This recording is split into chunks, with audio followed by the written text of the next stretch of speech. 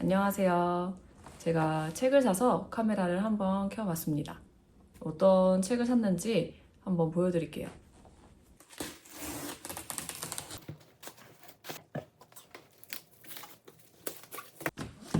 실물로는 저 이 책들을 처음 보는데 두께가 상당합니다. 제가 이번에 책을 사게 된 원인이 된 책들인데요. 도스토옙스키의 제아벌, 상하랑, 까라마조프 시인의 형제들, 상중하 이렇게 총 3권 이렇게 해서 총 5권을 구매했어요. 지금 보니까 표지 외곽 디자인은 동일한데 제아벌과 까라마조프 시인의 형제들을 비교해보니까 이 가운데 원 안에 있는 이미지는 다르네요. 제아벌은 예전부터 읽고 싶다고 이제 생각만 하고 정말 몇 년 동안 제 장바구니에만 담겨져 있던 책인데요. 그러다가 이제 알라딘에서 책 구경을 하다가 열린 책들이랑 함께 만든 이 리커버 에디션이 너무 예뻐서 구매하게 되었습니다. 이런 한정판 리커버 책들은 미리 안 사두면 나중에 품절돼서 후회하더라고요. 그래서 원래는 이 제아벌만 살까 하다가 까라마조프 시인의 형제들까지 그냥 같이 구매하게 됐습니다. 그런데 이제 책을 사고 나서 알아보니까 이 책이 2021년도에 도스토옙스키 탄생 200주년 기념으로 이 2책 외에도 도스토옙스키의 백치, 악령, 가난한 사람들까지 포함해서 다 합쳐서 함께 세트로 판매한 적이 있더라고요. 제가 그때 알았더라면 그 컬렉션을 샀으면 더 좋았겠지만 제가 산 이 5권을 다 완독하는 것도 오랜 시간이 걸릴 것 같다는 생각이 들기 때문에 이렇게라도 사서 저는 만족합니다.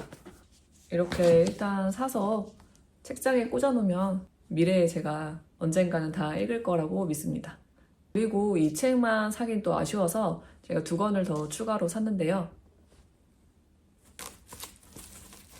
2권 중에 한 권은 홍한별 작가의 흰고래의 힘에 대하여입니다.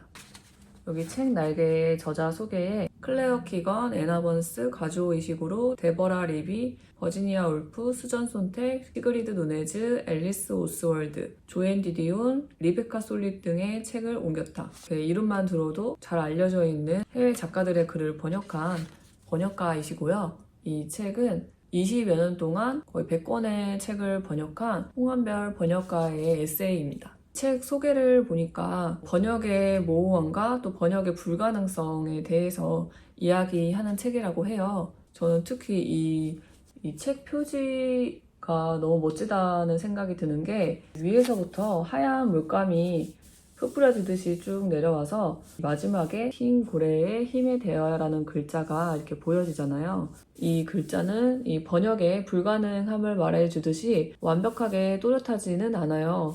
표지 이미지 자체가 이 책이 말하고자 함을 요약해서 보여주는 듯한 느낌이 들어서 인상적입니다. 그리고 또 다른 한 권은 차학경 작가의 딕테입니다. 차학경 작가는 한국계 미국인이고요. 스스로를 프로듀서, 감독, 연기자, 비디오와 영화 작가, 공간 설치 예술가, 공연가, 출판 문학가라고 자평할 만큼 전방위적인 작품 활동을 하신 작가이고요. 저자가 31세이던 1982년에 불의의 죽음을 당하고 저자의 첫 책인 이 딕테가 출간한 지 딱 3일째 되는 날이었다고 해요. 그래서 이 딕테가 저자의 처음이자 마지막 저서가 되었다고 해요. 이 책에는 유관순, 잔다르크, 테레즈 등 여러 여성들의 이야기를 다루고 있고요. 소설로 분류되어 있긴 하지만 한 장르에 갇히지 않은 열린 텍스트라고 합니다. 그리고 이 책이 한때 절판되었다가 중고로 몇십만 원씩 거래가 되었던 책이었다고도 해요. 저로서는 다행히 이제 출간해서 이렇게 구입을 할 수 있게 되었고요. 이렇게 대충만 훑어봐도 어떤 형식에 얽매이지 않은 느낌이 들고요. 이 책 자체가 하나의 예술 작품인 것 같다는 생각이 들기도 합니다. 제가 산 책들은 이제 다 소개를 해드렸고요. 책 택배가 하나 더 있어서 한번 뜯어볼게요. 다산책방 출판사에서 보내주신 책이고요. 셀리 페이지의 이야기를 지키는 여자입니다. 장편 소설이고요. 영국에서 2023년 한 해 동안 총 50만 부 이상이 팔린 베스트셀러라고도 해요. 이 소설은 이야기를 수집하는 청소 도우미가 주인공이라고 합니다. 차례를 보니까 이야기 수집가답게 정말 많은 이야기들이 모여져 있는 것 같네요.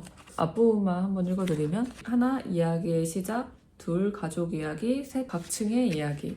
그러다가 이제 마지막 목차에 가면 37, 우리는 모두 이야기꾼이다. 이렇게 마무리가 됩니다. 이렇게 주인공이 많은 사람들의 이야기를 모으다가 이제 마지막에는 자신만의 인생 이야기를 찾아가는 내용이라고 합니다. 실제로 이 소설의 저자 셀리 페이지는 수년간 꽃집을 운영하면서 사람들의 이야기에 매료되었다고 하고요. 실제로 이 소설에 나오는 이야기가 저자가 1년 동안 일상에서 수집한 실화를 기반한 내용이라고 합니다. 그래서 1년 동안 이야기를 모으고 초고를 쓰는 데는 정작 3개월밖에 걸리지 않았다고 하는데요. 어떤 이야기들이 담겨 있을지 기대가 됩니다. 그리고 책 포장은 뜯었지만 다른 출판사에서도 보내주신 책들이 있어서 그냥 이야기하는 김에 좀 소개해 드릴게요. 이 책은 제가 지금 읽고 있는 책이기도 한데요. 3분의 1 정도 읽고 있고요. 알베르 까미의 정의의 사람들입니다. 민음사와 교보문고가 함께 기획한 시리즈이고요. 첫 번째 키워드를 정의로 정해서 알베르 까미의 작품들을 담은 디 에센셜을 출간했습니다. 그래서 이 목차를 보시면 카미의 희곡인 계엄령으로 시작해서 소설 패스트, 그리고 산문들, 반항하는 인간, 시지프 신화 등이 발췌에 수록되어 있어요. 그리고 책의 맨 앞에는 실제로 상영했던 연극 계엄령의 상연 화보가 이렇게 수록되어 있기도 합니다. 이 책을 번역하신 김하영 번역가의 서문 첫 문장이 이 책을 아주 잘 요약해 주는 것 같기도 했는데요. 가하바타 야스나리의 소설 설국의 첫 문장이 굉장히 유명하잖아요. 그 첫 문장을 빌려서 이렇게 시작합니다. 코로나19에 긴 터널을 빠져나오자 계엄령이었다. 정말 왜 자꾸 역사는 반복되는 걸까요? 그게 이렇게 계속 고전을 읽게 되는 이유 같기도 하고요. 100년 전 그림에도 불구하고 정말 지금과 닮아 있다는 생각을 많이 하면서 읽고 있습니다. 그리고 다음 책은 어크로스 출판사에서 보내주신 책이고요. 아오키 미야코의 나는 숲속 도서관의 사서입니다. 이렇게 사진 엽서도 같이 보내주셨는데요.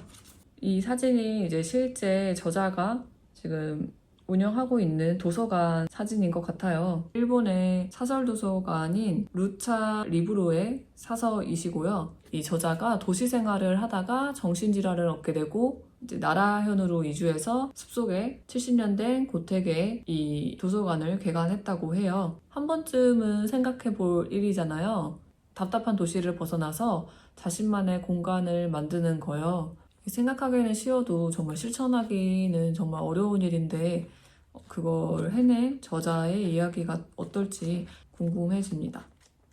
마지막으로는 휴머니스트 출판사에서 보내주신 스콧 피츠제럴드의 위대한 개츠비와 젤다 피츠제럴드의 왈츠는 나와 함께입니다. 위대한 개츠비는 워낙 유명한 고전이죠. 너무 예전에 읽어서 이번 기회에 다시 재독을 해볼까 생각하고 있는데요. 그런데 이 책을 읽기 전에 이 왈츠는 나와 함께를 더 먼저 읽고 싶어지더라고요. 이 책의 저자인 젤다 피츠제럴드는 스콧 피츠제럴드의 아내로 정신병원에서 이 소설을 6주 만에 썼다고 해요. 프로 발레리나를 꿈꾸는 주인공의 이야기로 저자 또한 발레리나를 꿈꿨다는 점에서 이 저자와도 밀접한 이야기일 것으로 예상이 됩니다. 그리고 이 소설 뒤에는 왈츠는 나와 함께의 출간을 둘러싸고 젤다가 스콧에게, 스콧이 또 편집자에게 보냈던 편지가 수록되어 있다고도 해요. 젤다 피츠제럴드의 자전적 이야기라고 볼 수 있는 이 유일한 장편 소설이